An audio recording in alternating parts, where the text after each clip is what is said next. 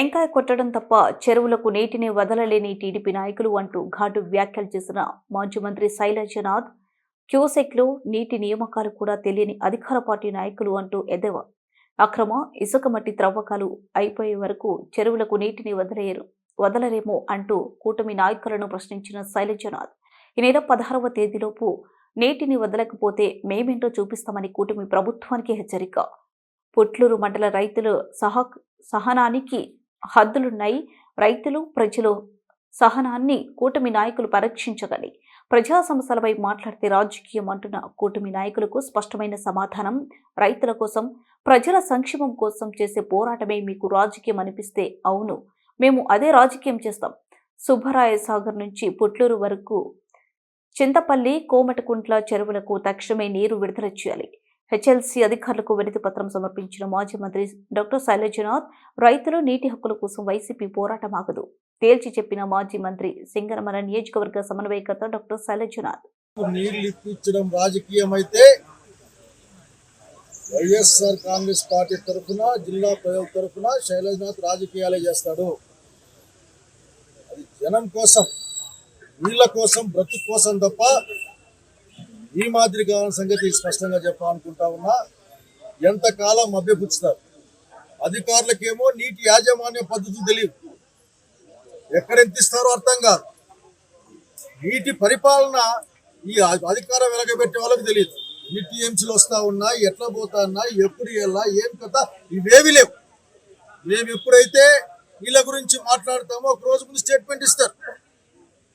ఆ స్టేట్మెంట్ తొందరలో ఇస్తామని, ఇది ఆఖరి విషయంగా చెప్తా ఉన్నాం. ఆఖరి వార్నింగ్ అనుకోమని చెప్తా ఉన్నాం. ఆఖరి వాస్తవానికి ఈ రోజు తేల్చుకుందాం అనుకున్నాం, కానీ వాళ్ళు చెప్పిన లెక్క ప్రకారం 16వ తారీఖున సుబ్బరాయ సాగర్ నుండి పుట్లూరు కెనాల్కి నీళ్లు వదిలి 17 కిందికి పంపిస్తామని చెప్పారు. నేను నమ్మడానికి సిద్ధంగా లేని వీళ్ళ పట్ల. ఐఏబి మీటింగ్ కూడా జరగలే ఈ జిల్లాలో. అధికారులు, ప్రజాప్రతినిధులు, అట్లాగే ప్రజలకు సంబంధించిన వాళ్ళంతా కలిసి ఈ నీళ్లు ఏ విధంగా పంపిణీ జరగాలి, ఏ సిస్టమ్ కింద ఎన్ని నీళ్లు పోవాలి, తాడిపత్రి బ్రాంచ్ కెనాల్కి ఎన్ని, లేదా గార్లదిలో ఎన్ని, లేదా సింగనమల చెరువుకి ఎట్లా పంపిస్తాం, ఇటువంటిగా మాటలు ఏం లేవు వాళ్ళ దగ్గర. మా దగ్గర లేవు, ఇయ్యలేవు. మీ దగ్గర ఉన్నాయి నీళ్లు, మీరు వాటిని వృధా చేశారని చెప్పాలనుకుంటా ఉన్నానే. టీఎంసీల నీళ్లు వృధా చేశారు మీరు. ఏమైనా మాట్లాడితే అసలు రైతాంగం పక్షానే మీకు తెలీదు. ఈ తెలుగుదేశం పార్టీ నాయకులు, కూటమి నాయకులు స్పష్టంగా చెప్పాలనుకుంటా ఉన్నాను. చాత అయితే మీరు తక్షణం నీళ్ళు ఇడిపించండి. మీరే టెంకాయ కొట్టండి. మన కొట్టిపోయారు కదా రాని నీళ్ళకి టెంకాయ కొట్టిపోయే అలవాటు ఎక్కువైపోయింది మీకు. టెంకాయ కొట్టుకోండి, ఆ టెంకాయతో పాటు 6 దాకా పోయిరండి. కానీ మార్గ మధ్యంలో మా పిల్లగారులు వచ్చి ఆ నీళ్ళు ఇస్తారు, మీకు ఇబ్బంది ఏం లేదు. కానీ ఆ నీళ్లు కూడా తోడుకొని వచ్చిన విషయాన్ని గుర్తుపెట్టుకోవాలి మీరు. కనుక ఈరోజు స్పష్టంగా చెప్తా ఉన్నాం, రైతుల పక్షాన మా ఓపికకి, మా బాధకు కూడా, ఎక్స్ప్రెషన్కి ఒక హద్దు ఉంటుంది. మీరు ఆ హద్దును క్రాస్ చేస్తూ ఉన్నారు. మీరు మా మంచితనాన్ని మీరు లేకుండా చేసే ప్రయత్నం చేస్తూ ఉన్నారు. మేము ప్రజాస్వామ్యబద్ధంగా, రాజ్యాంగబద్ధంగానే మాకు రావాల్సిన హక్కు, వాటా గురించి మాట్లాడుతూ ఉన్నాం. హక్కు లేకుండా మాట్లాడడంలే. ఇక్కడ ధర్మపన్నాలు చెప్పడం మానేయండి. ఉపదేశాలు మాకొద్దు. మీరు బాగుండాలా, అందరూ బాగుండాలా. ఆయన ముఖ్యమంత్రి అట్లే చెప్తాడు, మనకు కూడా చెప్పాడు, అందరూ బాగుండాలా అనే మాట కంటే కూడా బాగులేని వాళ్ళు బాగుపడాలా, బాగుండాలని చెప్తే బాగుండేది. కనుక అందరూ బాగుండాలి, సర్వేజన సుఖినోభతి మాటలకి సిద్ధంగా లేమని స్పష్టంగా చెప్తా ఉన్నా. తాగడానికి కూడా నీళ్ళు ఇబ్బంది వస్తాయి. పుట్లూరు ఆ ప్రాంతానికి అంతా కూడా ఆల్రెడీ స్టార్ట్ అయింది సార్. భీమేష్ అంటే ఆల్రెడీ స్టార్ట్ అయిందని. భీమేష్ నీళ్లు మోస్తున్నట్టు ఆఖరి చాలా కష్టంగా ఉంటుంది అక్కడ. మీకు అర్థం కాదు ఇది. ఈ అధికారులకు అర్థం కాదు, అధికారం వెలగబెట్టే వాళ్ళకు కూడా అర్థం కాదు. కేవలం ఏదైనా మాట్లాడి నిజంగా మీకు అంత పౌరుషం ఉంటే నిజంగా మీకంత పట్టుదల శక్తి ఉంటే, ఈ పదం కావాలనే వాడుతూ ఉన్నాడు, అంత మీకు పట్టుదల శక్తి ఉంటే రేపటి నుంచి పంపించండి. మేము కూడా అప్రిషియేట్ యూ, అభినందిస్తాం మిమ్మల్ని. ఆలస్యంగా అయినా సరే మాటలు పెట్టుకునే ప్రయత్నం చేస్తున్నారు. దగ్గర లేదు.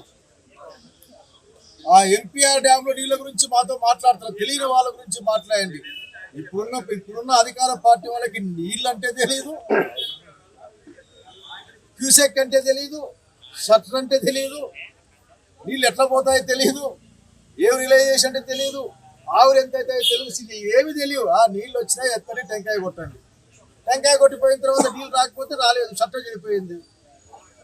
నీళ్లు వదిలే ముందర షట్టర్లు చూసుకోవాలా, వాటికి గ్రీస్ వేయాలా, నట్లో బోల్ట్లో లూజ్ అయితే టైట్ చేసుకోవాలా, పైకి కిందికి లాగి చూసుకోవాలన్న అన్న ఇంగితమైన జ్ఞానం అది ఉండకపోతే మీరేం నీళ్ళ గురించి మాట్లాడతారు? మా దగ్గర వీళ్ళు మాకు ఎట్లా ఇస్తారు?